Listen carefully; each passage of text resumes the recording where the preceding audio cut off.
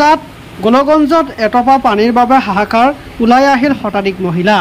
পানীৰ বাবে প্ৰতিবাদত নামিল শিশুসহ পুৰুষ মহিলা। এই ঘটনা ধুবুৰী জিলাৰ গোলগঞ্জৰ দক্ষিণ চৰাইখোলাৰ। জল জীৱন আঁচনিৰ পৰা বঞ্চিত হৈ পৰিছে গয়া ৰাইজে। জল জীৱন আঁচনি পানী যোগান নিয়মীয়া কৰাৰ দাবী স্থানীয় ৰাইজৰ। গোলগঞ্জৰ দক্ষিণ চৰাইখোলা গাঁৱৰ নতুনকৈ নিৰ্মাণ কৰা জল জীৱন আঁচনিৰ ব্যাপক অনিয়মৰ অভিযোগ। জল জীৱন আঁচনিৰ চোৱা চিতাৰ দায়িত্বত থকা চৰাইখোলা গাঁৱৰ গোবিন্দ মজুমদাৰে এমাহে তলা মাৰি উপস্থিত নথকাৰ অভিযোগ। ফলত পানীৰ পৰা বঞ্চিত গয়া ৰাইজে আজি পানীৰ বাবে প্ৰতিবাদত নামিবলৈ বাধ্য হৈছে।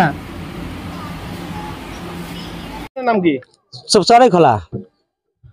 কি হৈছে? এই চৰাইখোলা গাঁৱৰ যি পানীৰ আঁচনি আছে, যি যোজনা আছে, এই মানুহজন আজি আমাক পানীৰ কাৰণে ইমান নাটনি পেলাই আছে। আগত যদি ভাল আছিল, ই পানী টাইমত নিদিয়ে। দ্বিতীয়তে হৈছে এই মানুহজন আজি একমাহ ধৰি বিয়া হৈছে বুলি কৈ আছে। তাৰপিছত আমি কালি 3 দিন ধৰি আহি চাওঁ গেটখনত তলা। ইহঁতে পানীত ষ্টক কৰা টেংকি নিজৰ স্বাৰ্থকে ঘৰত ইউজ কৰি থাকে, কিন্তু ৰাইজৰ মানুহ যেতিয়া ইয়াত আহে তেতিয়া ইহঁতে পানী দিবলৈ মানা কৰে। আৰু আপোনালোকে আহি চাইছে গেটত তলা লগা আছে। যিজন মানুহ তলা লগা আছে, গোবিন্দ মজুমদাৰৰ নামত এই পানীৰ আঁচনি যোজনাখন আছে, এই মানুহজন গেটত তলা লগাই আজি একমাহ ধৰি বাহিৰত কামত গৈছে। কিন্তু আমি অসম চৰকাৰৰ ওপৰত কৰজোৰে নিবেদন কৰোঁ যে আমাৰ এই সমস্যা, যি বানপানীৰ এলেকা, আমাৰ এই বানপানীৰ সমস্যাত আমি পানীৰ অভাৱত ভুগি আছো। আমাৰ সমূহ ৰাইজে পানীৰ কাৰণে বহুত কষ্ট কৰি আছে।